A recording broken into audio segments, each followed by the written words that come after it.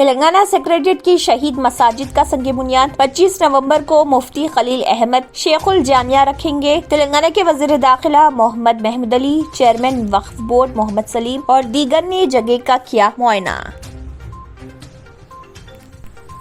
KCR کا دورہ Delhi, TRS اور BJP میں میچ فکسنگ۔ ریونت ریڈی نے کہا BJP اور TRS کسانوں کے اعتماد سے محروم ہو گئے۔ انہوں نے مرکزی و ریاستی حکومت سے فوراً MSP کے لیے قانون سازی کرنے، نیز بڑھتی قیمتوں پر قابو پانے، مارکیٹ انٹروینٹس فنڈ مختص کرنے کا کیا مطالبہ۔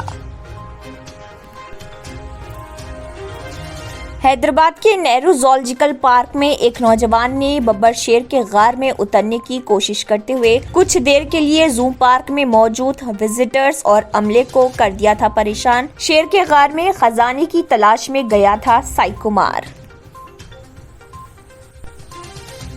ہاتھ کی گھڑی میں چھپا کر لائے گئے سونے کو حیدرآباد کے شمس آباد ایئرپورٹ پر کسٹم کے عہدیداروں نے کیا ضبط اور ایک مسافر کے خلاف معاملہ کیا درج۔ یہ مسافر شارجہ سے حیدرآباد پہنچا تھا۔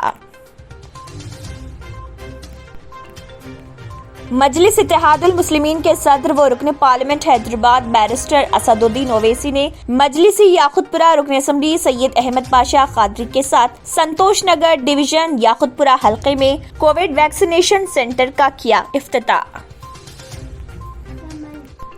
ٹاسک فورس ساؤتھ زون کا دھاوا، کشن باغ ڈزنی لینڈ ہوٹل کے بازو کی گلی میں ایک دکن چالیا جنرل سٹور پر گٹکا کیا گیا ضبط۔